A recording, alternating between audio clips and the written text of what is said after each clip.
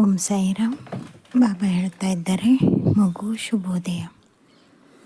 ಇಂದು ಅತ್ಯಂತ ಮುಖ್ಯವಾದ ಒಂದು ವಿಚಾರ ಹೇಳಲೆಂದೇ ಬಂದಿದ್ದೇನೆ. ಅರ್ಥ ಮಾಡಿಕೊ. ನಿನ್ನ ಮಕ್ಕಳಲ್ಲಿ ಒಬ್ಬ ಮಗ ಸ್ವಲ್ಪ ನೇರವಾದ ಹಾದಿ ಇದೆ, ಒಪ್ಪಿಕೊಳ್ಳೋಣ. ಆದ್ರೂ ಸ್ವಲ್ಪ ಅಡ್ಡದಾರಿ ಹಿಡಿದಂಥ ಸೂಚನೆ ಸಿಗ್ತಾ ಇದೆ. ಎಚ್ಚರಿಕೆಯಿಂದ ಇರು. ಹಾಗೆಯೇ ನೀನು ಪ್ರತಿದಿನ 108 ಹನುಮಾನ್ ಚಾಲಿಸ್ ಹೇಳಲೇಬೇಕು ಅಂತ ಸಂಕಲ್ಪ ಮಾಡಿಕೊಳ್ಳುತ್ತೀಯ. ಆದರೆ ಸಮಯ ಸಾಲದ ಕಾರಣ ಆಗ್ತಾಯಿಲ್ಲ. ಸಂಕಲ್ಪ ಮಾಡಿಕೊಂಡು ಬಿಟ್ಟು ಬಿಡೋದು ತಪ್ಪು. ನಿನ್ನಿಂದ ಸಾಧ್ಯ ಇದೆ, ಪ್ರಾರಂಭಿಸು. ನೀನು ಪ್ರಾರಂಭ ಮಾಡು, ನಾನು ಅಂತ್ಯ ಮಾಡುತ್ತೇನೆ. ನಿನ್ನಿಂದ ಸಾಧ್ಯ. ಅದನ್ನು ಮಾಡುವಾಗ ಕಾಲು ನೋವಾಗಲಿ ಮನಸ್ಸಿನ ಭಾರವಾಗಲಿ ಯಾವುದೂ ಬರೋದಿಲ್ಲ.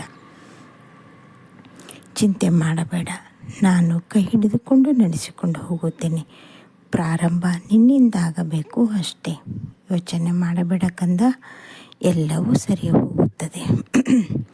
ಹಾಗೆ ಮಕ್ಕಳ ಬಗ್ಗೆ, ಮಕ್ಕಳ ವಿದ್ಯಾಭ್ಯಾಸ, ಅವರ ಮುಂದಿನ ಭವಿಷ್ಯದ ಬಗ್ಗೆ ತುಂಬ ಚಿಂತೆ ಮಾಡ್ತಾ ಇದ್ದೀಯ. ಇಷ್ಟೊಂದು ಯೋಚನೆ ಮಾಡುವಂಥ ಅಗತ್ಯ ಇಲ್ಲ. ಯಾಕೆ ಹೇಳು? ಇದು ಬ್ರಹ್ಮಲಿಖಿತ. ನೀನು ಅವರ ಭವಿಷ್ಯ ಹೀಗೇ ಇರಬೇಕೆಂದು ಯೋಚನೆ ಮಾಡಿದರೆ ಅದು ತಪ್ಪು. ಅವರ ಹಣೆ ಬರದಲ್ಲಿ ಬ್ರಹ್ಮ ಏನು ಬರುತ್ತಿದ್ದಾನೋ ಅದೇ ನಡೆಯುತ್ತದೆ ಹೊರತು ಏನೂ ಅಲ್ಲ. ನಾವೆಲ್ಲರೂ ಕಾಲಕ್ಕೆ ತಕ್ಕ ಹಾಗೆ ಕುಣಿಯುವಂಥ ಗೊಂಬೆಗಳು ಮಾತ್ರ. ಅದಕ್ಕೆ ಸರಿಯಾಗಿ ನೀನು ಒಂದು ಪ್ರಯತ್ನ ಮಾಡಿದಾಗ ಆಗದೇ ಇದ್ದರೆ ಅದು ದೈವಕ್ಕೆ ಇಷ್ಟ ಇಲ್ಲ ಅಂತ ಬಿಟ್ಟು ಬಿಡು. ಮಾಡುವಂಥ ಪ್ರಯತ್ನ ಪ್ರತಿಯೊಂದಕ್ಕೂ ಹೆಜ್ಜೆಗೂ ಅದು ಒಳ್ಳೆ ನಿಲುವಾಗಿ ಬದಲಾಗ್ತಾ ಇದೆ ಅಂದರೆ ಅದು ದೈವಕ್ಕೆ ತುಂಬ ಇಷ್ಟ. ಅಲ್ಲಿಂದ ನಮಗೆ ಎಲ್ಲ ಒಳ್ಳೆಯದಾಗ್ತಾ ಇದೆ ಅಂತ ಯೋಚನೆ ಮಾಡಬೇಕು. ಹೌದು ಕಂದ, ಇದು ಪ್ರಕೃತಿ ದತ್ತವಾದ ಕೊಟ್ಟಂಥ ಒಂದು ಸೂಚನೆ. ಆ ಸೂಚನೆಯನ್ನು ಅರ್ಥ ಮಾಡಿಕೊಂಡ್ರೆ ಮುಂದಿನ ಜೀವನ ಎಳ್ಳಷ್ಟು ತೊಂದರೆ ಆಗೋದಿಲ್ಲ.